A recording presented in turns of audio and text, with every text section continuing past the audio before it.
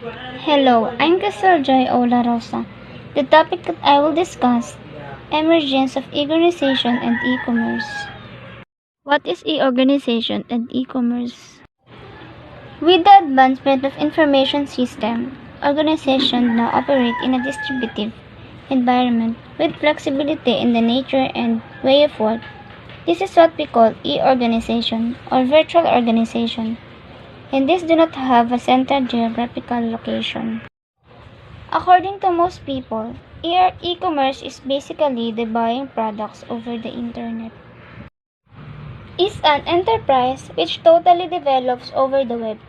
It markets, finds clients and customers, sells goods and organizes, and serves its customers and clients over the web.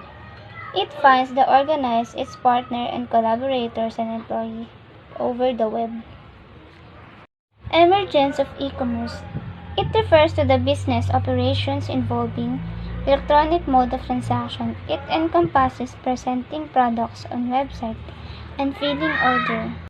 E-organizations have three important characteristic features. These are: number 1, management of production process encompassing procurement, stock replenishment, payment processing, and production control activities through electronic links.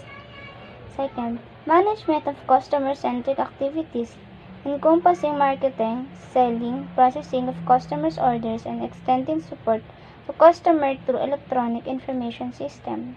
Third, managing internal process encompassing employees, service, training, information sharing, and even recruiting through electronic applications.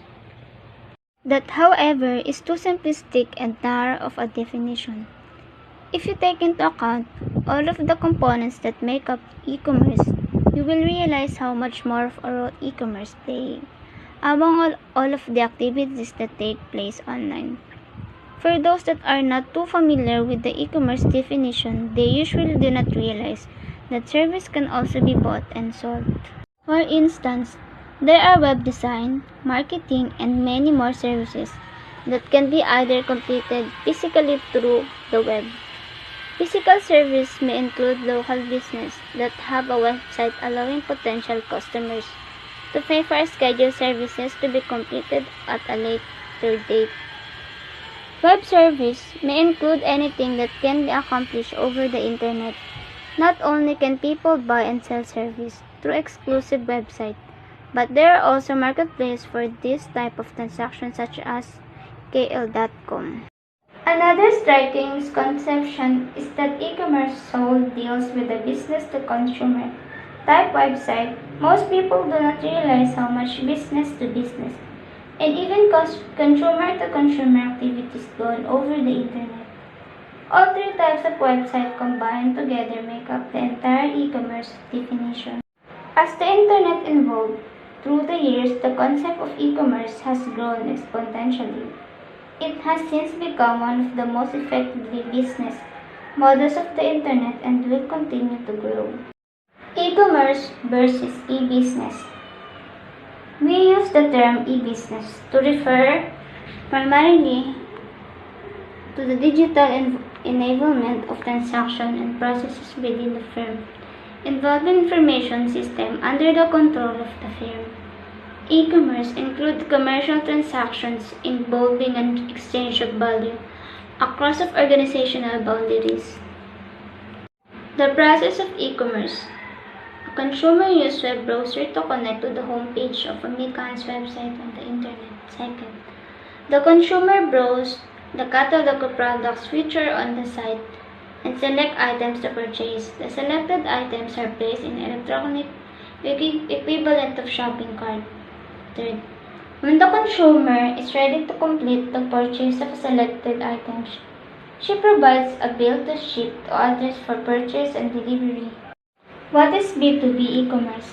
B2B e-commerce is simply defined e-commerce between companies. About 80% of e-commerce of this type. For example, Heinz selling ketchup to McDonald's. What is B2C e-commerce? Business-to-consumer e-commerce or commerce between companies and customers. involve where customers gathering information, purchasing physical goods, or receiving probably products over an electronic network. For example, Mika selling me a cell phone. What is B2G e-commerce? Business to government e-commerce, or B2G, generally defined as commerce between companies and the public sector. It refers to the use of the internet for public procurement, licensing procedures, and other government-related operations. For example, business pay tax, file reports, or sell goods and services to government agencies. What is C2C e-commerce? Consumer to consumer e-commerce, or C2C, is simply e-commerce between private individuals or consumers. For example, me selling a car to my neighbor. G2C e-commerce. This model is also part of governments. The objective of this model is to provide good and effective service to each citizen. The government provides the following facilities to the citizen through website: information of all government departments, different welfare schemes, different application forms to use by the citizens. G2B e-commerce, government to business. G2B is a business model that refers to government providing service or information to business organization. Government use B2G model website to approach business organization.